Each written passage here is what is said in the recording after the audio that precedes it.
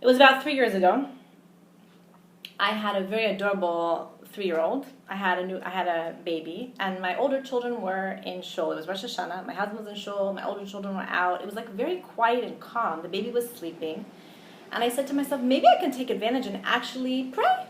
Maybe I can actually say the midah. I can actually daven. Without expectations. I didn't have expectations to do this, but I saw the situation was really under control. So I said, I'm gonna set myself up technically. I talked to my 3-year-old. I said, look, sweetie pie, you can make as much noise as you want. I gave him the toys. I gave him the snacks. I said, Mommy's going to daven. When I'm davening, the one thing that I ask is not to talk to me. So, okay, he got it. Now, mind you, he's adorable. This little one, he used to dress up, and he used to always wear a hat and the jacket. He always wanted to be like an Abba. He was very, very cute. So I was very, very excited. I took 3 steps back. I took 3 steps forward. I'm going in, about to daven. I'm just closing my eyes, imagining myself in this place of connection. I'm starting to pray, and all of a sudden, I hear my little adorable, with his hat and his jacket, standing on a chair on the balcony, screaming at the top of his lungs. We used to live above a park, that everybody in the whole neighborhood and park should hear. Shh, be quiet, my mommy is davening. And he was screaming this very, very, very loudly. And there was maybe a part of me which was just like, that's not exactly what I had in mind. But there was this other huge part of me that just smiled because it was really so cute. And I realized that maybe sometimes my avoda, and actually maybe all of our avoda, is just looking at the sweetness and the cuteness of what is inside. Here we are on Rosh HaShanna, and we're going to be davening for our children. We're going to be praying for our children. And I think this is the moment where if you're at home and you're not in shul and you don't have the chazan, which is the cantor, right? We say in English the cantor, but the chazan has a vision. So sometimes you go to shul. I remember when I was single, when I was married without children, I would go and this chazan would just bring me to places of such connection, elevation with his davening and his singing and his crying, that I would just feel so connected. I had that vision, right? The chazan is a vision. So here you are at home and you're like, I have no vision. I mean, I'm at home, right?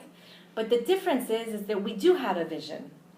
And I want you to imagine on Rosh Hashanah in your children the way Hashem is seeing your children. How do you do this? So I saw, it's beautiful. I heard this and then I looked inside when it says that Yaakov Avinu was about to die.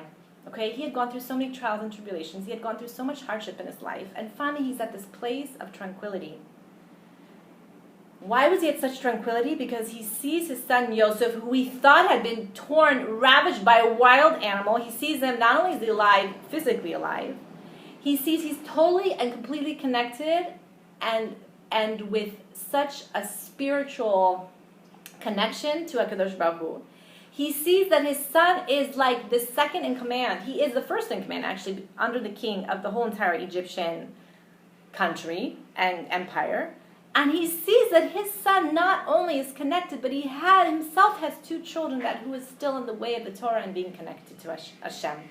Yaakov Avinu looks at him and he says to him, it's like, I see you, I never thought, I never imagined. The word that he uses is, it's a word that's actually really interesting because he says, Lo filaleti, v'hinei yarei oti Elokim gam et zorecha. It's the same word, has the same root as to pray, but in this context, it's like I couldn't even imagine that I would be seeing you and look, you even have kids. So when he sees him, he's seeing what Hashem has seen this whole time, which is that Yosef is connected, Yosef is alive, Yosef is this incredible and neshama person. And on Rosh Hashanah, what is our avoda as imas? Is to look at our children, have this vision of them, and connect to their adorableness, to their cuteness, to their goodness, to their sweetness, connecting to that part of them that HaKadosh Baruch Hu is seeing in them, which is their soul, which is their purity, their divineness, their light. B'ezrat Hashem. Shana tova metuka, kativa v'chatima tova.